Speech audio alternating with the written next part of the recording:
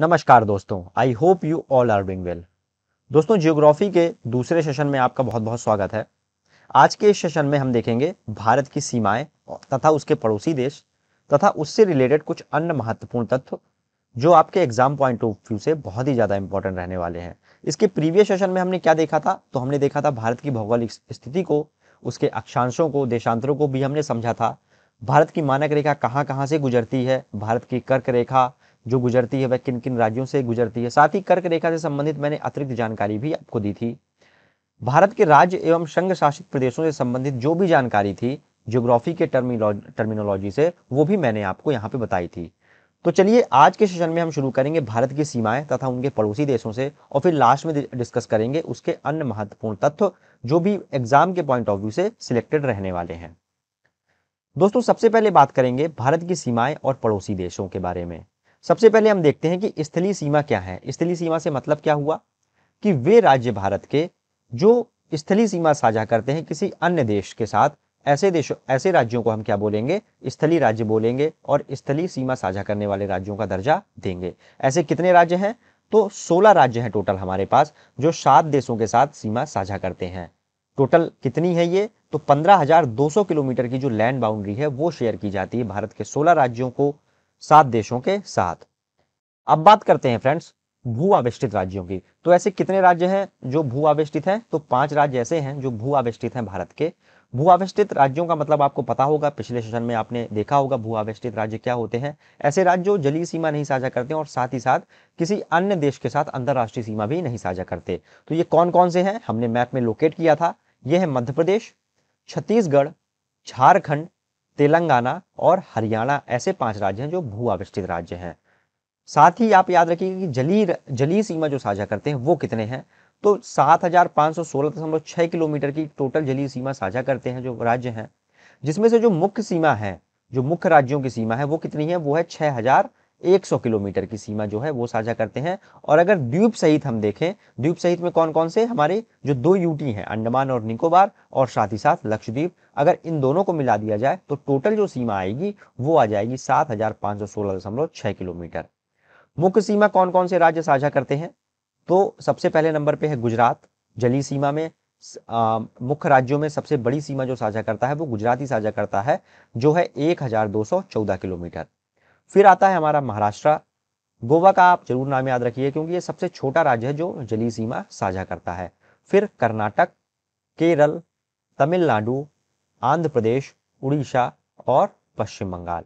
यहाँ पे आप आंध्र प्रदेश को याद रख सकते हैं कि यह पूर्वी दिशा की ओर एक ऐसा राज्य है, मतलब पूर्वी दिशा में एक ऐसा राज्य है जो सबसे लंबी जलीय सीमा साझा करता है। अगर गुजरात को ना पूछा जाए या फिर दूसरे नंबर पर पूछा जाए कि दूसरे नंबर पर ऐसा कौन सा राज्य है, तो उसका आंसर क्या होगा? आपका आंध्र प्रदेश होगा।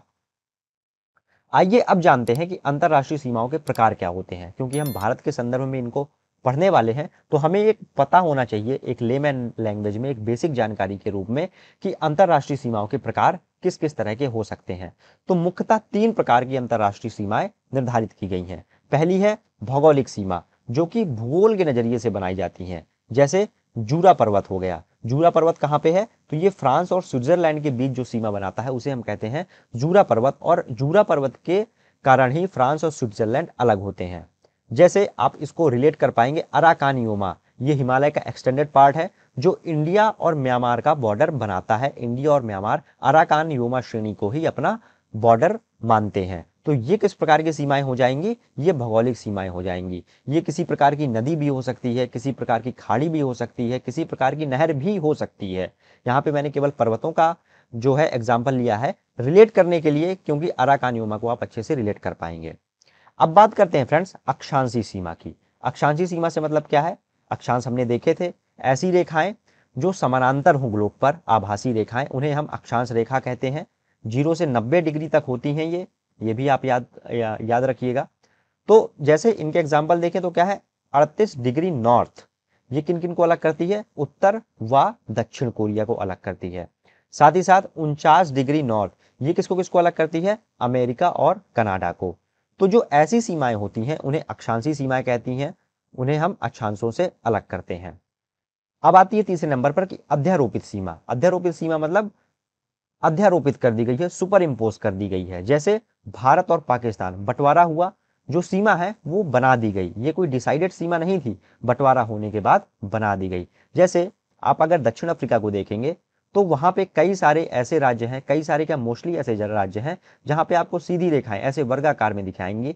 ये कई सारी किस प्रकार की सीमाओं के उदाहरण हो जाएंगे, तो अध्यारोपित सीमाओं के ये उदाहरण हो जाएंगे। ये ना ही अक्षांशी पैमाने से डिसाइड की जाती हैं और ना ही किसी प्रकार के भौगोलिक पैमाने से डिसाइड की जाती हैं। तो जैसे भारत और पाकिस्तान के बीच हो गई और भारत और चीन के बीच हो गई, ये जो सीमाएं होती हैं अध्यारोपित सीमाएं कहलाती हैं। अब आते हैं फ्रेंड्स अध्यारोपित सीमा, क्योंकि भारत जो मुख्य रूप से है अध्यारोपित सीमा ही साझा करता है, चाहे वो चीन के साथ हो, बांग्लादेश के साथ हो, नेपाल के साथ हो, पाकिस्तान के साथ हो, ऐसे देशों के साथ, इवन कि अफगानिस्तान के साथ भी हम अध्यारोपित सीमा ही साझा करते हैं। तो इसका मतलब क्या होता है, तो ये सीमाएं स्थानीय लोगों के राजनीतिक, सांस्कृतिक और सामाजिक जीवन की उपेक्षा करती हैं। उपेक्षा का मतलब क्या होता है यहाँ पे, यह इन सबको अपने मतलब में नहीं रखती हैं कि वहाँ का सांस्कृतिक जीवन कैसा है, वहाँ की भाषा कैसी है, वहाँ पे किस प्रकार का पहनावा है। बस एक सीमा खींच दी जाती है बिना किसी एथनिसिटी, बिना किसी कल्चरल और बिना किसी पॉलिटिकल एंगल को देखे हुए। जैसे देखें हम, सबसे पहली आती है मैकमोहन रेखा। ये किसके किसके बीच है, भारत और तिब्बत के बीच, या फिर तिब्बत अब चीन का पार्ट हो चुका है, चीन क्लेम करता है, या फिर चीन के बीच। 49वीं समानांतर लाइन, या फिर जिसे हम बोलते हैं कि 49 पैरेलल लाइन जो है वो किसके किसके बीच है, वो है अमेरिका और कनाडा की सीमा बनाती है। द ग्रीन लाइन, अच्छा ये सारी लाइनें आप इंपॉर्टेंट हैं, याद रखिएगा, आपके एग्जाम में पूछी जा सकती हैं कि ये लाइन किस किस का बॉर्डर बनाती है, ये लाइन किस किस देश के बीच में स्थित है। तो इस प्रकार से भी आपके एग्जाम में पूछे जा सकते हैं। द ग्रीन लाइन किसकी बनाती है, तो इजराइल और फिलिस्तीन के बीच में। बर्लिन की दीवार, इसको तो आप जानते हैं, तो ये बनाई गई थी साम्यवादी पूर्व और पूंजीवादी पश्चिम जर्मनी के बीच में। फिर आती है हमारी डूरन लाइन, ये भारत, पाकिस्तान और अफगानिस्तान का जो है बॉर्डर बनाती है। साथ ही साथ यूएस मैक्सिको बॉर्डर ये कब बनाया गया था, 1848 में बनाया गया था। और अभी जब ट्रंप साहब सत्ता में थे तो उन्होंने एक दीवार खड़ा करने का भी प्रस्ताव दिया था कि यूएस और मैक्सिको के बीच में हम एक दीवार को खड़ा करेंगे। तो ये इतनी लाइनें हैं, इनका आप एक बार रिवीजन करिएगा, ये आपके एग्जाम में मैंने मोस्ट इंपॉर्टेंट ली है, पूछ ली जाती हैं। अब बात करते हैं फ्रेंड्स भारत के कंटेक्स्ट में। तो जैसा कि मैंने आपको बताया, स्थलीय देश कितने हैं, 7 जो स्थलीय देश हैं वो भारत के साथ सीमा साझा करते हैं। कौन कौन से हैं, तो सबसे जो लंबी सीमा साझा करता है वो है हमारा बांग्लादेश, 4096 किलोमीटर का। दूसरे नंबर पर आता है चीन, ये कितनी सीमा साझा करता है, 3488 किलोमीटर का। तीसरे नंबर पर आता है पाकिस्तान, जो साझा करता है 3323 किलोमीटर। नेपाल कितनी साझा करता है, तो 1751 किलोमीटर की। फिर आता है हमारा म्यांमार, जो साझा करता है 1643 किलोमीटर। फिर भूटान 699 किलोमीटर, और अफगानिस्तान आता है सबसे लास्ट में, जो कि यहाँ कहीं पास ये हिंदू कुश पर्वत की श्रेणी आएगी यहाँ पास। तो हिंदू कुश पर्वत के पास से ही डूरन लाइन हम खींचते हैं, और यहाँ पास सबसे छोटी सीमा साझा करता है 106 किलोमीटर की। तो सबसे लंबी सीमा किसकी हुई, बांग्लादेश की, और सबसे छोटी सीमा किसकी हुई, अफगानिस्तान की। वहीं अगर जलीय सीमाओं की बात करें, समीप जलीय देश कौन कौन से हैं, तो इनकी संख्या है टोटल 6। कौन कौन से हैं, श्रीलंका, मालदीव्स, इंडोनेशिया, बांग्लादेश, पाकिस्तान और म्यांमार। अब यहाँ पे नोट करने लायक एक बात यह है कि जो बांग्लादेश, पाकिस्तान और म्यांमार हैं, ये जलीय सीमा भी साझा करते हैं और स्थलीय सीमा भी साझा करते हैं। तो टोटल क्या हो गए, भारत के 16 राज्य और 2 केंद्र शासित प्रदेशों की सीमाएं अंतरराष्ट्रीय सीमा से जुड़ती हैं। केंद्र शासित प्रदेश कितने हैं, 2 केंद्र शासित प्रदेश हैं। ठीक है, ये आप याद रखिएगा। अब आते हैं फ्रेंड्स, हम मैप में अच्छे से लोकेट करेंगे कि कौन कौन से ऐसे राज्य हैं जो अंतरराष्ट्रीय सीमा साझा करते हैं। एक विस्तृत तरीके से पूरा एनालिसिस करेंगे मैप के द्वारा। तो सबसे पहले पकड़ते हैं हम पश्चिम बंगाल को। ये मैप आपके लिए छोटा होगा, इसलिए मैंने बड़ा मैप लगाया है और नया मैप लगाया है। तो अगर हम पश्चिम बंगाल को पकड़ें तो आप यहाँ पे देख पा रहे होंगे किसके किसके साथ सीमा साझा करता है। तो सबसे नंबर पर आता है बांग्लादेश, दूसरे नंबर पर आता है भूटान, और तीसरे नंबर पर आप यहां देखेंगे ये नेपाल के साथ भी सीमा साझा करता है। अब पकड़ते हैं हमारे दूसरे राज्य को, अरुणाचल प्रदेश को। तो अरुणाचल प्रदेश किसके साथ सीमा साझा करता है, तो याद रखिए यहां पे है हमारा चाइना, और यहां पास आ जाएगा म्यांमार। तीसरे नंबर पर है फ्रेंड्स असम। तो असम किस किस के साथ सीमा साझा करेगा? काफी लोग कंफ्यूज रहते हैं, तो याद रखिएगा असम जो है वह भूटान के साथ तो शेयर करता ही है बॉर्डर। यहाँ पास जब आप देखेंगे मेघालय और वेस्ट बंगाल के बीच में ये जो लाइन है ये बांग्लादेश के साथ भी सीमा साझा करता है। चौथे नंबर पर है फ्रेंड्स हमारा हिमाचल प्रदेश। तो हिमाचल प्रदेश को लोकेट कर लेते हैं।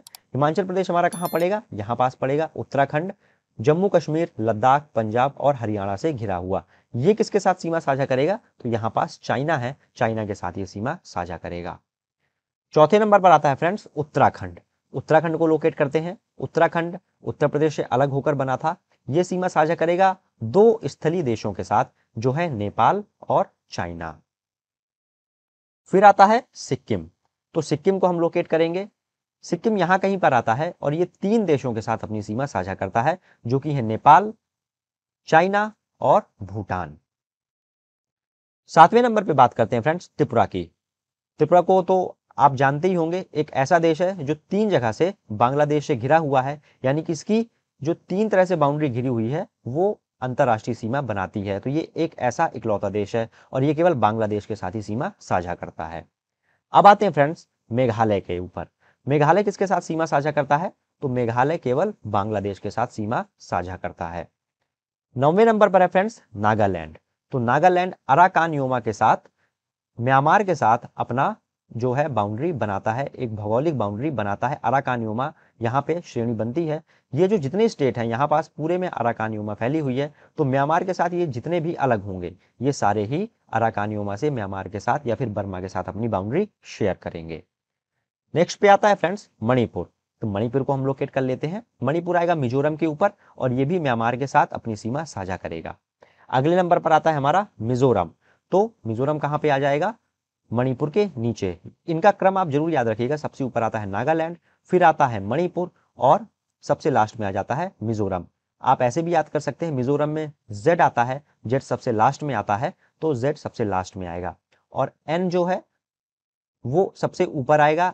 एन ए जो है वह सबसे ऊपर आता है। तो ऐसे भी आप याद रखते हैं, कुछ ट्रिक से याद कर सकते हैं, क्योंकि इनमें कंफ्यूजन होता है कि मणिपुर ऊपर होगा कि मिजोरम नीचे होगा। तो इस तरीके से आप याद करेंगे। तो मणिपुर, मिजोरम, नागालैंड, अरुणाचल प्रदेश ये सारे म्यांमार के साथ सीमा साझा करते हैं। अगले नंबर पर आता है फ्रेंड्स बिहार। बिहार किसके साथ सीमा साझा करता है? तो जब ये झारखंड से अलग हो गया था तो ये वेस्ट बंगाल के साथ पहले ही अपनी सीमा साझा करता था बहुत लंबी। उड़ीसा के साथ भी सीमा साझा करता था अगर मैं राज्यों की बात करूं तो। लेकिन अगर अंतरराष्ट्रीय स्तर पर देखें तो ये नेपाल के साथ अपनी सीमा साझा करता है। अगले नंबर पर आता है फ्रेंड्स पंजाब। तो पंजाब को हम लोकेट कर ले रहे हैं। पंजाब किसके साथ सीमा साझा करता है? तो पाकिस्तान के साथ अपनी सीमा पंजाब साझा करता है। नेक्स्ट आता है हमारा राजस्थान। राजस्थान किसके साथ सीमा साझा करेगा? तो पाकिस्तान के साथ ये भी सीमा साझा करेगा। अगले नंबर पर आता है उत्तर प्रदेश। तो उत्तर प्रदेश अपनी सीमा साझा करेगा फ्रेंड्स नेपाल के साथ। किसके साथ? नेपाल के साथ। और जब ये उत्तराखंड इसका भाग था तो ये चाइना के साथ भी अपनी सीमा साझा करता था। लास्ट आता है हमारा गुजरात। तो गुजरात एक ऐसा, गुजरात और पश्चिम बंगाल मैंने आपको पिछली कक्षा में बताया था, ऐसे दो राज्य हैं जो जलीय सीमा भी साझा करते हैं और स्थलीय सीमा भी साझा करते हैं। तो गुजरात जो है स्थलीय सीमा में पाकिस्तान के साथ अपनी बाउंड्री शेयर करता है। तो आई होप आपको 16 के 16 अच्छे से लोकेट हो गए होंगे। इनका एक बार आप जरूर प्रैक्टिस कर लीजिएगा, दोबारा रिवाइज कर लीजिएगा। आगे बढ़ते हैं फ्रेंड्स, बात करते हैं हम बांग्लादेश की। तो एक बार हमने मैप से देख लिया, एक क्विक रिवीजन ले लेते हैं। बांग्लादेश के साथ कौन कौन से राज्य हैं? 5 राज्य हैं। कौन कौन से हैं? पश्चिम बंगाल, असम, मेघालय, त्रिपुरा और मिजोरम। साथ ही इंपॉर्टेंट फैक्ट्स के रूप में आप याद रख सकते हैं कि त्रिपुरा और बांग्लादेश के मध्य जो लाइन है उसको हम जीरो लाइन कहते हैं। नेक्स्ट नंबर पर आता है चीन। इसके साथ 4 राज्य सीमा साझा करते हैं। मैप में हमने देखा था हिमाचल प्रदेश, उत्तराखंड, सिक्किम और अरुणाचल प्रदेश। साथ ही साथ अब एक केंद्र शासित प्रदेश भी सीमा साझा कर गया है 370 के हटने के बाद, वो है हमारा लद्दाख। कौन कौन सी लाइन है? तो मैकमोहन लाइन है और लाइन ऑफ एक्चुअल कंट्रोल भी जो लद्दाख के पास है वो अलग करती है भारत को चीन से। तीसरे नंबर पर है पाकिस्तान। 3 राज्य सीमा साझा करते हैं, पंजाब, राजस्थान और गुजरात। 2 केंद्र शासित प्रदेश भी हैं, जम्मू कश्मीर और लद्दाख।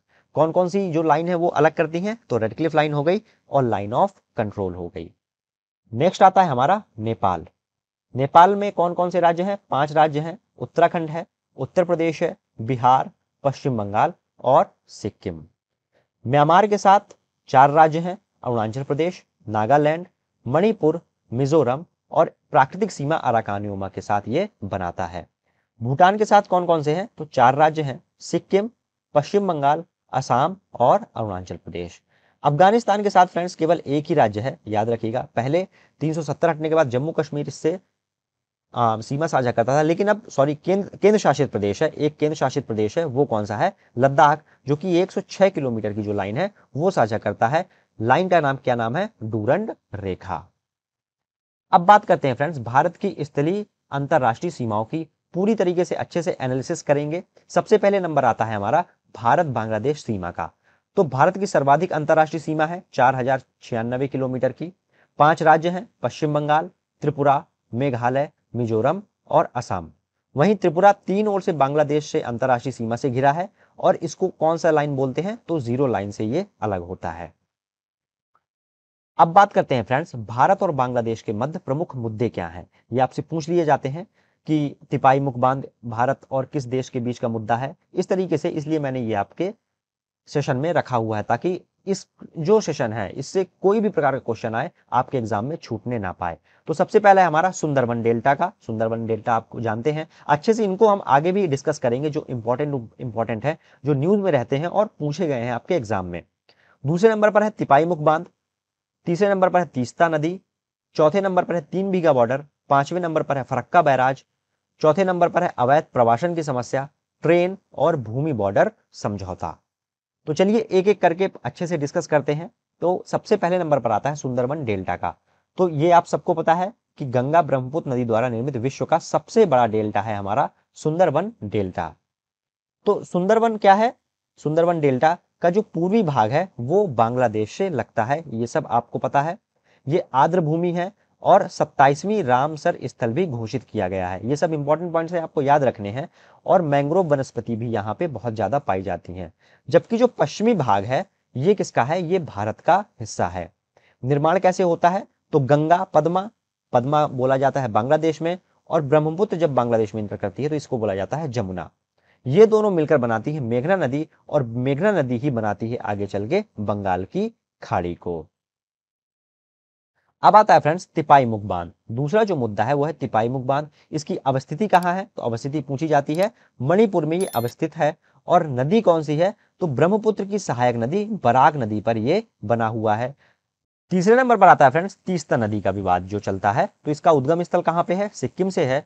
ब्रह्मपुत्र से मिलती है ये जमुना, जिसको हम बोलते हैं बांग्लादेश में, क्योंकि बांग्लादेश में जाके इसका मुहाना खत्म होता है। 1983 में ये जो विवाद था इस पर एक समझौता कायम हुआ, जिस पर क्या निर्णय निकला कि भारत जो है वो 39% पानी रखेगा, बांग्लादेश 36% पानी रखेगा, और नदी में कितना पानी रहा आएगा यानी कि छोड़ दिया जाएगा, एलोकेटेड होगा, वो होगा 25%। तो इसे आप याद रखिएगा। अगला आता है फ्रेंड्स 3 बीघा बॉर्डर। 3 बीघा बॉर्डर या इसे 3 बीघा कॉरिडोर भी हम बोल देते हैं। तो इसकी अवस्थिति कहाँ पे है? कूच बिहार पश्चिम बंगाल में अवस्थित है। फ्रेंड्स बांग्लादेश के दोहा ग्राम एक महत्वपूर्ण स्थान हो जाता है जो कि अंगपोत्ता अंता क्षेत्र को शेष बांग्लादेश से जोड़ता है। 26 जून 1992 को बांग्लादेश को यह लीज पर दिया गया था। 3 बीघा कॉरिडोर बांग्लादेश को पट्टे पर दिए गए थे।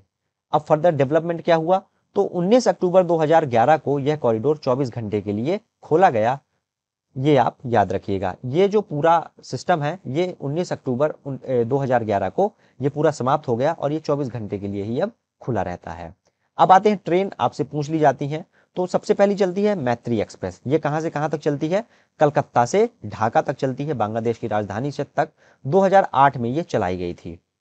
दूसरे नंबर पर है बंधन एक्सप्रेस। ये कलकत्ता से खुलना तक चलती है, 2018 में चलाई गई थी। और अभी हाल ही में चलाई गई मिताली एक्सप्रेस। तो चलिए आप मुझे बताइएगा ये किन के नाम पर चलाई गई है? इंपॉर्टेंट क्वेश्चन है, ये आपको पता होना चाहिए। तो हल्दीबाड़ी से चिल्हाटी के बीच में चलाई गई है 1 जून 2022 को। फ्रेंड्स हमारे बांग्लादेश के जितने भी बॉर्डर हैं और जितने भी विवाद हैं वो हमने कंप्लीट कर लिए हैं। अब आते हैं महत्वपूर्ण देश की ओर जो है भारत चीन सीमा। तो कितनी सीमा साझा करता है? 3488 किलोमीटर की सीमा ये साझा करता है। 4 भारतीय राज्य हैं, अरुणाचल प्रदेश, उत्तराखंड, हिमाचल प्रदेश, सिक्किम। एक केंद्र शासित प्रदेश हो गया है अब, जो कि है लद्दाख। फ्रेंड्स बात करें भारत चीन सीमा के नाम पर, तो मैकमोहन रेखा इस पर खींची गई थी 1914 पर, भारत चीन तथा तिब्बत के मध्य शिमला समझौता के अंतर्गत। तो याद रखिएगा कौन सा समझौता हुआ था? शिमला समझौता हुआ था। इसे डिसाइड किसने किया था? तो हेनरी मैकमोहन जो थे उस समय, उन्होंने इस सीमा का निर्धारण किया था। अगला कौन सा है डिस्प्यूट? तो ये है एलएसी का, लाइन ऑफ एक्चुअल कंट्रोल का, जो कि 1962 के बाद भारत चीन युद्ध के बाद एक खींची गई युद्ध विराम रेखा है। यहाँ पे आप अच्छे से न्यूज में देख पा रहे होंगे, मैंने कटिंग आपके लिए लगा के रखी है। अब आते हैं फ्रेंड्स कि कौन कौन से मुद्दे हैं भारत और चीन के बीच में। तो सबसे पहला तो युद्ध ही हुआ था, आपको पता है, भारत चीन युद्ध 1962 में। फिर आता है one belt one road initiative, जो चाइना कर रहा है पाकिस्तान के साथ मिलकर के। जो हमारा पीओके वाला क्षेत्र है, जिसे क्लेम करता है पाकिस्तान, लेकिन वो हमारा हिस्सा है, उस पर जो भी फर्दर डेवलपमेंट है वो बनाना चाह रहा है। फिर आता है ब्रह्मपुत्र नदी विवाद, गलवान घाटी अभी हाल ही में हुआ, डोकलाम पठार विवाद, ये भी अभी हाल ही का, मतलब ज्यादा पुराना नहीं है। पेंगाक्सो झील विवाद, कैलाश मानसरोवर और अरुणाचल विवाद। तो चलिए देखते हैं इनको, एक एक करके एनालिसिस करते हैं इनका। सबसे पहला आता है भारत चीन युद्ध 1962 का। तो इसमें क्या हुआ था? चीन ने भारत के अक्षाई चीन वाले हिस्से पर अवैध कब्जा कर लिया है। इस पर क्या हुआ? लाइन ऑफ एक्चुअल कंट्रोल खींची गई 1962 के युद्ध के बाद। साथ ही साथ पाकिस्तान ने 1963 में चीन को सक्शगम घाटी का एक हिस्सा उपहार के रूप में दे दिया, जिसका अभी भी वो उपयोग कर रहा है OBOR में, यानी कि one belt one road initiative के रूप में। नेक्स्ट आता है हमारा ब्रह्मपुत्र नदी विवाद। तो चीन द्वारा 4 बड़े बांधों का निर्माण किया गया है। ये जो बांध है आपके लिए इंपॉर्टेंट है, आपसे एग्जाम में पूछे जाते हैं, क्योंकि ये विवाद के भी हिस्से हैं और ब्रह्मपुत्र नदी के लिहाज से भी काफी ज्यादा इंपॉर्टेंट है। इनके नाम क्या है? जियाचा, जांगमू, दागू और जियक्सू। अब इससे होता क्या है? तो भारत में इससे होता है जल भराव का खतरा, जिससे भारत आपत्ति जताता है, लेकिन चीन नहीं मानता है, क्योंकि जल भराव का खतरा बढ़ता है। साथ ही साथ जल की कमी भी हो जाती है, क्योंकि अगर वो बांधों से पानी को रोकेगा तो हमारे यहाँ के जो किसान है वो कैसे सींचेंगे? जब भौम जल रहेगा ही नहीं, मिट्टी जल सोखेगी नहीं, तो भौम जल का खतरा आएगा। और भी कई सारे जो भी फर्दर कैलेमिटीज होती हैं वो भी आ जाती हैं। साथ ही साथ जब हाइडल सोर्स नहीं होंगे, बिजली की उत्पत्ति नहीं होगी, तो भी ये एक प्रकार की आपत्ति का कारण बनता है भारत और चीन के बीच में ब्रह्मपुत्र नदी विवाद के रूप में। अब आता है फ्रेंड्स डोकलाम पठार विवाद। तो ये कहां पर स्थित है? तो भूटान की जो चुंबी घाटी है, भूटान की जो चुंबी घाटी है वहां पर स्थित है डोकलाम। डोकलाम भारत का कोई मुद्दा नहीं है, ये मुद्दा है भूटान का। लेकिन भूटान को संरक्षण देते हैं हम, वहां की सेना को ट्रेन करते हैं। वहां की सेना को ट्रेन करने के साथ साथ वहां के कई सारे ऐसे लोग हैं जो भारत में नौकरी करते हैं और कई तरीके से हम पर डिपेंडेंट है, तो भूटान की हम सुरक्षा की गारंटी लेते हैं। इस कारण से भूटान की जो भी डोकलाम का विवाद था वो भारत के नजरिए से ही सुलझाया गया। इस पर देखते हैं एनालिसिस क्या है हमारा। तो यह भारत और तिब्बत और भूटान के त्रिकोणी जंक्शन पर स्थित है। ठीक है, त्रिकोणी जंक्शन पर स्थित है और नाथुला पास के करीब है। तो यहाँ पास नाथुला आप मैप में देख पा रहे होंगे, ये नाथुला हो गया। थिम्पू यहाँ की राजधानी है और ये जो है ये है डोकला। डोकला को ही डोकलाम बोल देते हैं और यहाँ पर है डोकलाम प्लेटू। तो ये ट्राई जंक्शन पर स्थित है, किसके किसके? भारत, तिब्बत और भूटान के। फ्रेंड्स, भारत के लिए सामरिक महत्व का स्थान है। यह स्थल सिलीगुड़ी से महज 30 किलोमीटर की दूरी पर है। ये यहाँ पे चिकन नेक है, चिकन नेक के पास सिलीगुड़ी पड़ता है और सिलीगुड़ी से लगभग 30 किलोमीटर की दूरी पर ही ये स्थित है। विवाद क्या है? तो चीन द्वारा इस क्षेत्र में सड़क का निर्माण करवाया जा रहा था, क्योंकि उसने तिब्बत पर कब्जा कर लिया था, तो वह सोच रहा था कि वह डोकलाम पर भी अपना अधिकार जमा पाएगा। लेकिन भारत ने उसके इस प्लान को फेल कर दिया और एक विवाद को निपटा दिया।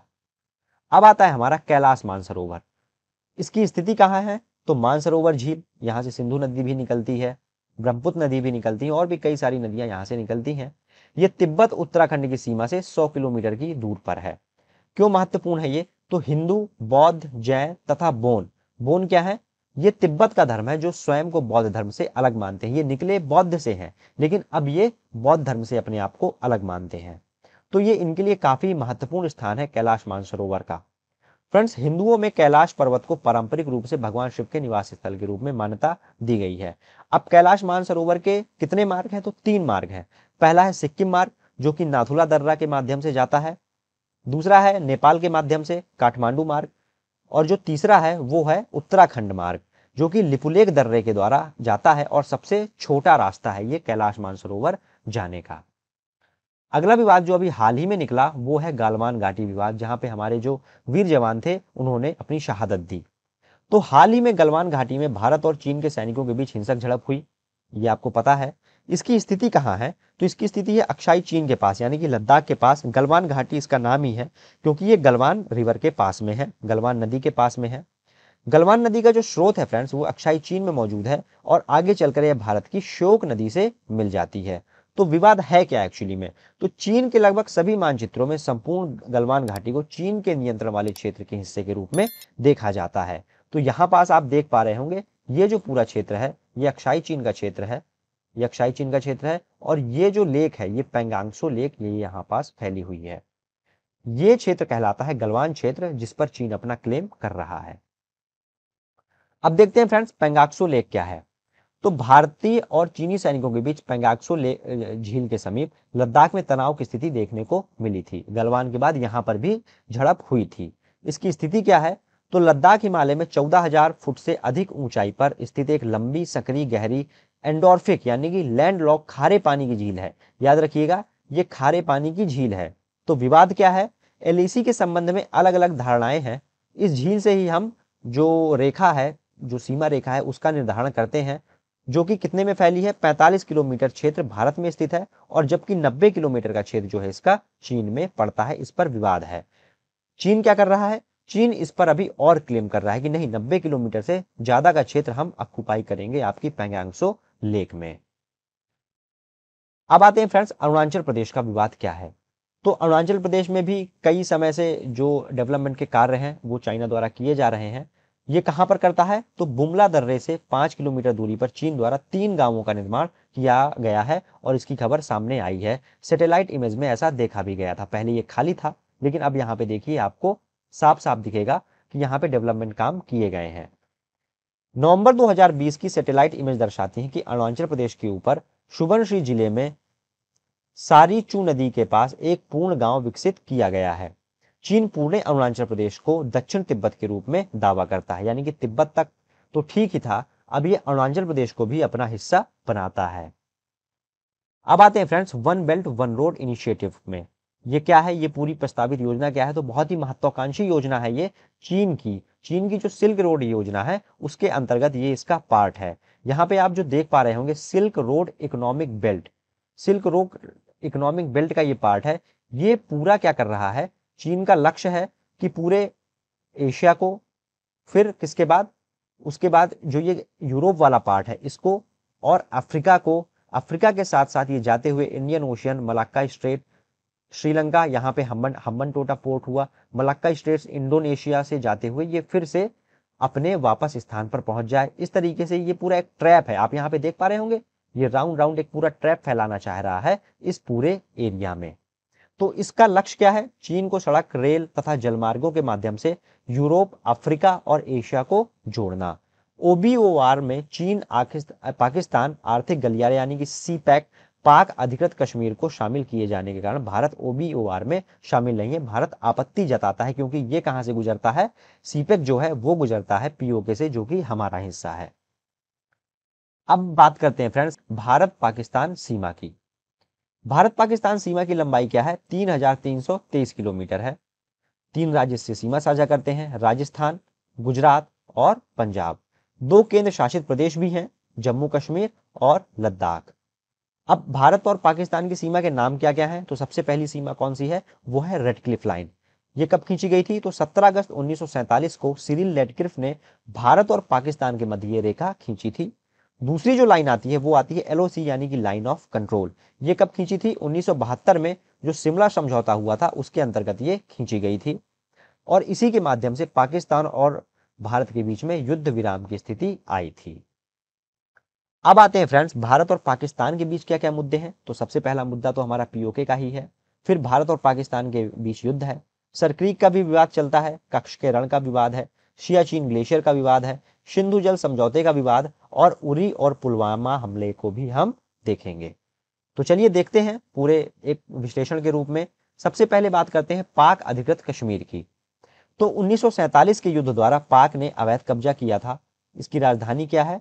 यहाँ पास तो मुजफ्फराबाद, झेलम और सहायक नदी नीलम घाटी भारत की किशनगंगा इसे बोला जाता है।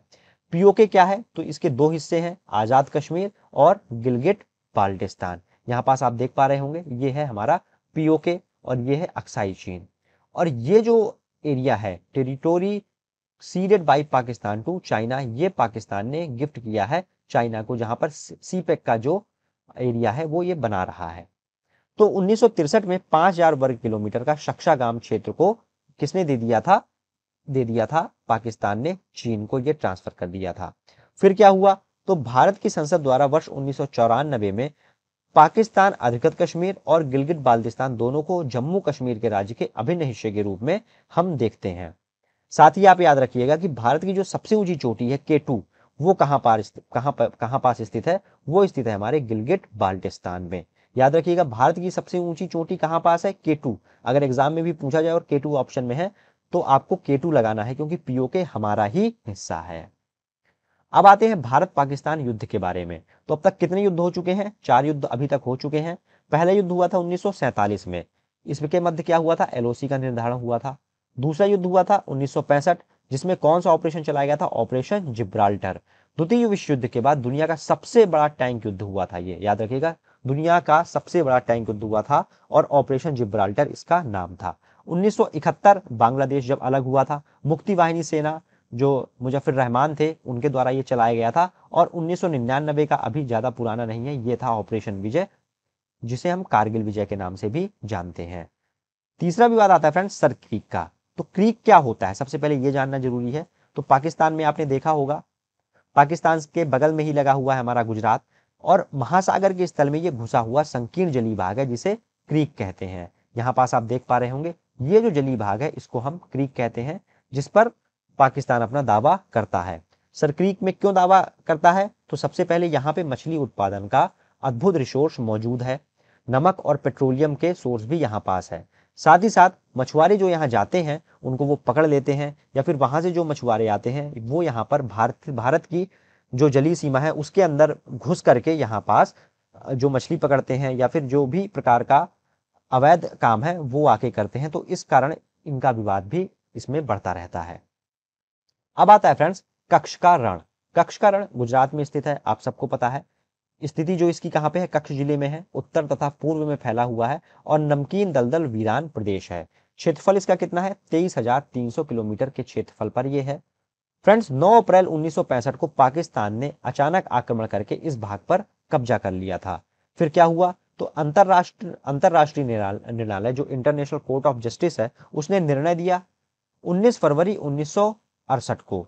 उसके अनुसार कच्छ के रण का 10% जो भाग है वो पाकिस्तान को मिला और 90% का जो भाग है वो भारत को मिल गया।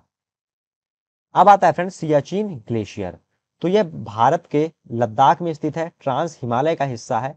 हिमालय के कई सारे भाग हैं, ट्रांस हिमालय हो गया, महान हिमालय हो गया, फिर शिवालिक हो गया, मध्य हिमालय हो गया। तो ये किसका भाग है? ट्रांस हिमालय का भाग है। बर्फीला क्षेत्र है, ऊंचाई इसकी है 5700 मीटर, लंबाई इसकी कितनी है? 72 किलोमीटर इसकी लंबाई है। चौड़ाई कितनी है इसकी? तो 2 से 3 किलोमीटर इसकी चौड़ाई है।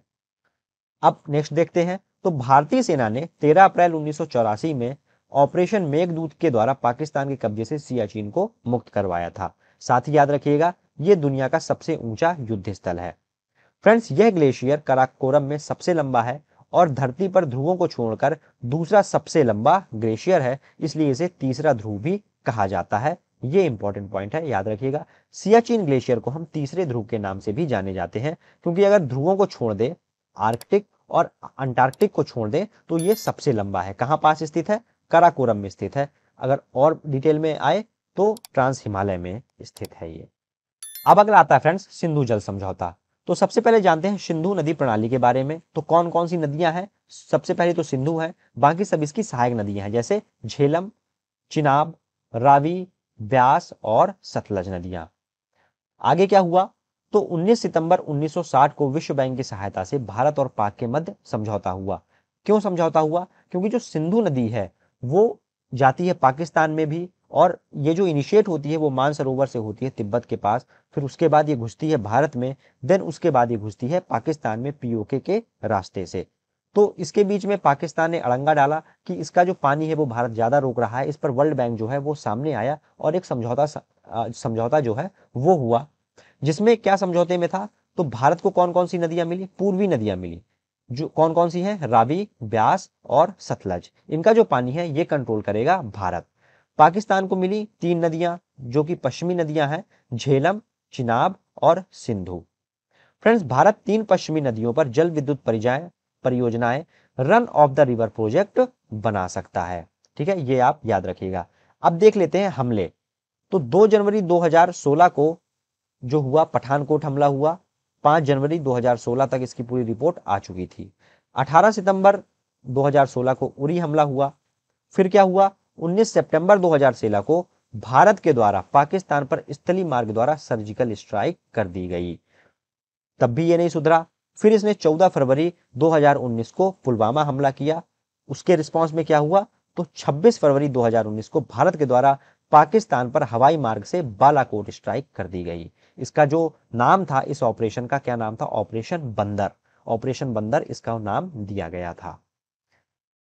अब आते हैं फ्रेंड्स, भारत द्वारा सिंधु नदी तंत्र पर बनाई गई परियोजनाएं, क्योंकि परियोजनाओं को हमें run of the river project की जो अनुशंसा है वो हमें मिल चुकी थी वर्ल्ड बैंक की तरफ से। तो सबसे जो महत्वपूर्ण जो योजनाएं हैं जो आपके एग्जाम में पूछी जाती हैं वो मैंने यहाँ पे उठाई हैं।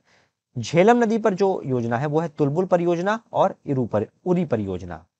फिर झेलम की एक सहायक नदी है किशन गंगा नदी, उस पर किशन गंगा परियोजना चलती है। याद रखिएगा, किशन गंगा किसकी सहायक है, झेलम की सहायक है।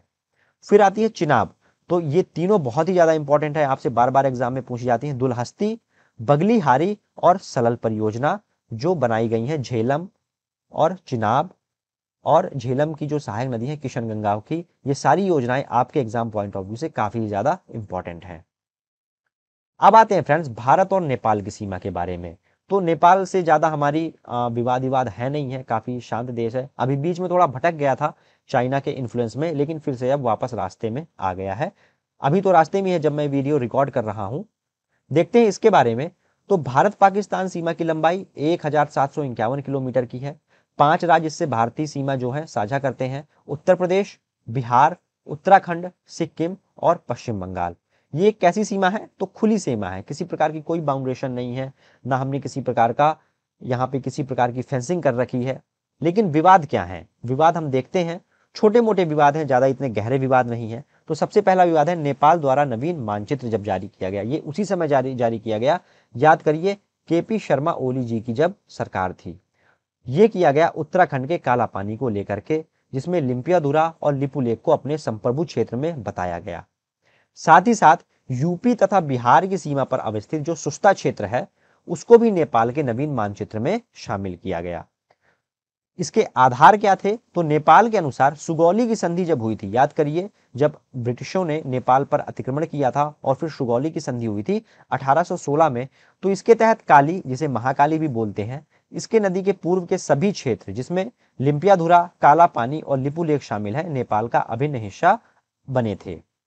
भारत का जो उत्तराखंड का पिथौरागढ़ है और जबकि नेपाल का धाराचूला जिला जो है, ये दोनों अलग अलग भाग हैं। लेकिन जो पिथौरागढ़ है उसका भी कुछ पार्ट जो है वो नेपाल अपने मानचित्र में दर्शा देता है। तो ये इतने विवाद थे। अब आते हैं फ्रेंड्स भारत और म्यांमार की सीमा के बीच में, इससे भी ज्यादा हमारे विवाद चलते नहीं है, क्योंकि अराकान योमा एक बहुत ही बड़ी बाउंड्री शेयर करता है, तो काफी मुश्किल हो जाता है किसी प्रकार का विवाद यहाँ पे क्रिएट करना। लंबाई कितनी है, तो 1643 किलोमीटर की जो सीमा है वो साझा करता है। 4 भारतीय राज्य हैं, अरुणाचल प्रदेश, मिजोरम, मणिपुर और नागालैंड। भौगोलिक या प्राकृतिक सीमा है, मैंने आपको बताया अराकान योमा श्रेणी, ये हिमालय का एक्सटेंडेड पार्ट है। प्रमुख विवाद वही है, जैसे आतंकवाद हो गया, मानव तस्करी हो गया, उग्रवाद, जो जनरल हर देश की बाउंड्री में पाए जाते हैं। तथ्य क्या है, तो पुराना नाम किसका था, इसका वर्मा था। इसे हम दक्षिण पूर्वी एशिया का द्वार भी बोलते थे। साथ ही आप याद रखिएगा हिस्ट्री के पॉइंट ऑफ व्यू से भी, तो भारत शासन अधिनियम 1935 और 37 में म्यांमार को भारत से अलग किया गया था। ये इंपॉर्टेंट है, काफी बार आपसे एग्जाम में पूछा गया है कि किस अधिनियम के तहत म्यांमार को अलग किया गया था भारत से। कुछ इंपॉर्टेंट ऑपरेशन है और प्रोजेक्ट हैं जिनको आप याद रख सकते हैं। ऑपरेशन सनराइज किससे संबंधित है, तो ये भारत और म्यांमार से संबंधित है। इसमें क्या था, आतंकवादी संगठनों को नेस्तनाबूद किया था भारत और म्यांमार की सेनाओं ने दोनों को मिलकर। आपने अगर उरी मूवी देखी होगी तो उसमें जो शुरू के सीन में जो सर्जिकल स्ट्राइक हो रही होती है ना, वो म्यांमार में ही हो रही होती है। पाकिस्तान से पहले जो सर्जिकल स्ट्राइक हुई होती है वो म्यांमार में ही हुई होती है और उसका नाम यही रहता है, ऑपरेशन सनराइज। सबसे पहली बार ये किया गया था 2015 में और 2019 में फिर किया गया था। नेक्स्ट है कलादान प्रोजेक्ट। हम कलादान प्रोजेक्ट बनाते हैं म्यांमार के साथ और इम्पॉर्टेंट है। तो कोलकाता को म्यांमार के सितवे बंदरगाह से ये जोड़ती है, याद रखिएगा, कोलकाता को म्यांमार के सितवे बंदरगाह से कलादान प्रोजेक्ट का लक्ष्य है। फ्रेंड्स, इस परियोजना से कोलकाता और मिजोरम के बीच की जो दूरी है वो लगभग 1800 किलोमीटर से घटकर 930 किलोमीटर हो जाएगी। बहुत ही ज्यादा इंपॉर्टेंट प्रोजेक्ट है भारत के नजरिए से, नॉर्थ ईस्ट के डेवलपमेंट के नजरिए से। यहां पे अगर आप देखेंगे मैंने आपके लिए रखा भी है, क्योंकि कलादान प्रोजेक्ट इंपॉर्टेंट है, आपके एग्जाम में पूछा जा सकता है, भारत के नजरिए से भी ये इंपॉर्टेंट है। तो आप यहाँ पे देख पा रहे होंगे, ये वेस्ट बंगाल का कोलकाता पोर्ट हो गया। ये डायरेक्ट सी रूट से जोड़ेगा किसको? मिजोरम को, ये जो सितवे पोर्ट है इसको। और इसी सितवे पोर्ट से हम किससे जुड़ेंगे? हम जुड़ जाएंगे मिजोरम से। ठीक है, तो ये आप याद रखिएगा, ये म्यांमार का भाग है, ये रिवर कलादान है। कौन सी रिवर है? ये रिवर कलादान है जो म्यांमार में बहती है। दोस्तों, हमने इस टॉपिक से रिलेटेड सारा ही जो थ्योरी का कंटेंट था और जो भी किसी प्रकार के कॉन्सेप्ट थे, मैंने बहुत ही अच्छे तरीके से मैप के माध्यम से आपके इस प्रेजेंटेशन में रखे थे। आई होप आपको सेशन में सब कुछ अच्छे से समझ में आया होगा। तो चलिए बढ़ते हैं हमारे एमसीक्यू की ओर। आज का जो पहला क्वेश्चन है आपके लिए वो है, भारत बांग्लादेश सीमा विश्व में किस नंबर पर सबसे लंबी है? तो भारत में तो सबसे लंबा ही है। अब आपसे पूछा गया कि विश्व में किस नंबर पर है, तो याद रखिएगा ये है 5वें नंबर पर। देखिए, जो थ्योरी में मैंने करवाया है वो तो आप याद करेंगे ही, मैं क्वेश्चन एमसीक्यू के माध्यम से भी कुछ एक्स्ट्रा फैक्ट्स आपके सामने ले आ रहा हूं जो वहां पे फिट नहीं हो पा रहे थे। नेक्स्ट क्वेश्चन की ओर बढ़ते हैं। भारत कौन सा राज्य है भारत का जो भारत और बांग्लादेश के बीच सबसे लंबी सीमा साझा करता है? तो इसका राइट आंसर क्या हो जाएगा फ्रेंड्स? पश्चिम बंगाल। पश्चिम बंगाल है भारतीय राज्य जो भारत और बांग्लादेश के बीच सबसे लंबी सीमा साझा करता है। नेक्स्ट क्वेश्चन है, निम्नलिखित में से कौन सा देश भारत के साथ भूमि सीमा साझा नहीं करता है? तो इसका राइट आंसर क्या हो जाएगा? तजाकिस्तान। तजाकिस्तान कहां सीमा साझा करेगा भारत के साथ? नेक्स्ट क्वेश्चन है, सिक्किम कितने राज्यों के साथ अपनी सीमा साझा करता है? तो इसका राइट आंसर क्या हो जाएगा फ्रेंड्स? 3 राज्यों के साथ अपनी सीमा साझा करता है। ठीक है, ये पूरे मैप बेस्ड क्वेश्चन है। कुछ क्वेश्चंस आपके प्रीवियस वीडियो से भी हो सकते हैं, तो आप इसको जरूर रिवाइज करिएगा, प्रीवियस वीडियो को फिर से एक बार देखिएगा अगर आपको क्वेश्चन टफ लग रहे हैं तो। बढ़ते हैं नेक्स्ट क्वेश्चन की ओर। नेक्स्ट क्वेश्चन है, किस राज्य की सीमा सबसे अधिक राज्यों से मिलती है? तो इसका राइट आंसर क्या हो जाएगा फ्रेंड्स? उत्तर प्रदेश की। ये पिछले सेशन में मैंने आपको करवाया था। नेक्स्ट क्वेश्चन है, निम्नलिखित में से किस राज्य की सीमा पाकिस्तान के साथ नहीं लगती है? तो इसका राइट आंसर क्या हो जाएगा फ्रेंड्स? हरियाणा। हरियाणा की जो सीमा है वो पाकिस्तान के साथ नहीं लगती है। नेक्स्ट क्वेश्चन है, भारत का कौन सा राज्य चीन के साथ सबसे छोटी सीमा साझा करता है? तो इसका राइट आंसर क्या हो जाएगा? हिमाचल प्रदेश जो है फ्रेंड्स वो चीन के साथ सबसे छोटी सीमा साझा करता है, भारत का एक इकलौता राज्य है। नेक्स्ट क्वेश्चन है, कौन से भारतीय राज्य चीन के साथ सीमा साझा करते हैं?